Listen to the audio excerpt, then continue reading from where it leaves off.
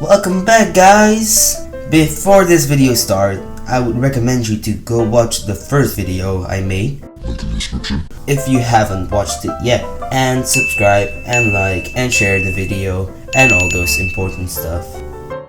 Happy but sad 1916. It's the 31st of May, and for the first and only time, Germany and England fight in the North Sea.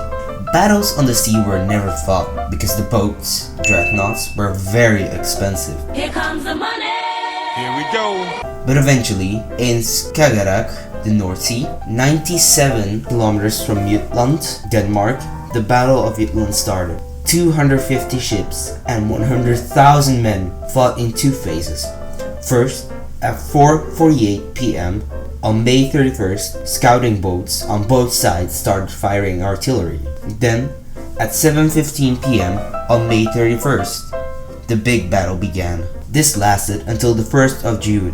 The British lost 6,784 men and 14 ships, while the Germans lost 3,000 men and 11 ships. Even before the Battle of Jutland, another very famous battle started, the Battle of Verdun. It lasted from the 21st of February till the 15th of December. This is 9 months and 24 days. 9 months and 24 days of constant fighting, artillery bombardments, and gas attacks. It is the longest battle in modern history.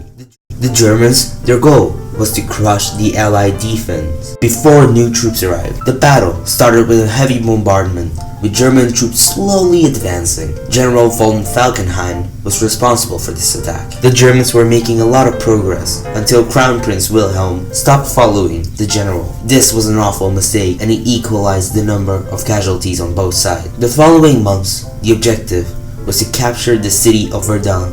It finally ended when the winter arrived and the conditions were too bad to fight. The French lost 377,000 men and the Germans 330,000. And if you thought that was the highlight of 1916, you're wrong.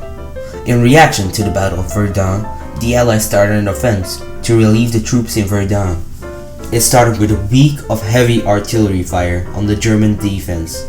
Then, on the 1st of July, the Allied troops attacked. The Allied troops ran through no man's land, the area between the German and Allied trenches. They were shot down in the thousands. 20,000 British soldiers gave their lives on the first day of the battle. The battle raged on for months. Eventually, on the 13th of November, the Battle of the Somme ended. The British lost 420,000 men, the French 194,000, and the Germans 440,000. In total, over 1 million soldiers died, which is about 5% of the total military casualties. It was the most useless bloodshed during World War I. It's 1917 now! Hey, do you remember Ypres, that town in Belgium that already had 2 big battles? Well, yeah, they got another one. This one is also known as the Battle of Passchendaele. The Allies tried to reach the German U-boat base in Belgium. The Allied forces started the attack on the 31st of July. But there was one thing. The terrain was awful. The heaviest rain in 32 years fell in Ypres. This made the terrain very bad to fight.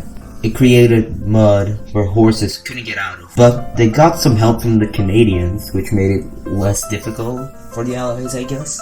After 3 to 4 months of fighting, the Allies managed to capture 8 kilometers in the city of Passchendaele. But literally, nothing was left.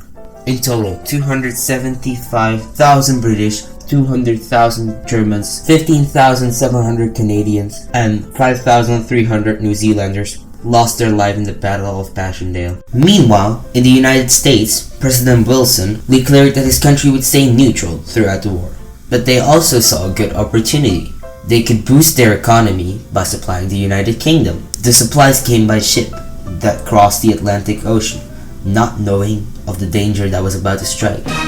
The German U-boats were waiting. The Germans ordered all ships, no matter what country they came from, to be destroyed.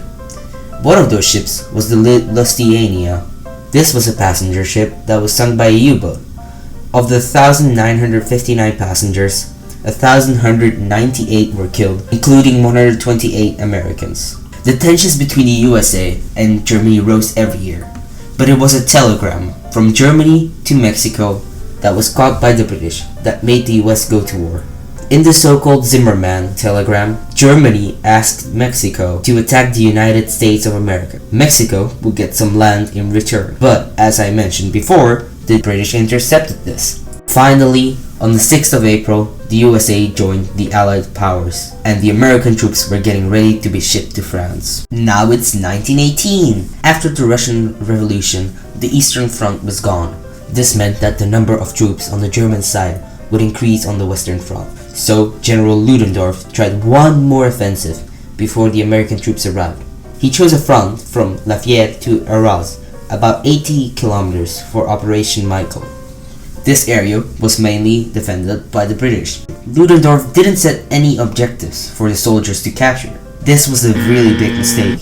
If they would have captured 2 fatal points, they could have pushed back the British, but they didn't. And so on the 21st of March, Operation Michael, part of the German Spring Offensive, or Kaiserschlacht in German, started. At the rail hub in Amiens at 4:20 am, German artillery started bombarding the Allies. 5 hours later, the infantry started moving. On the first day, 255 square kilometers was overrun. By the end of the operation, 3,100 square kilometers were taken. The Germans thought they had defeated the British, but they were wrong. The Germans were pushed back, but they regained the lost territory, but then they lost it again, and so on and so on and so on. After Operation Michael, the Germans planned 2 other big offensives.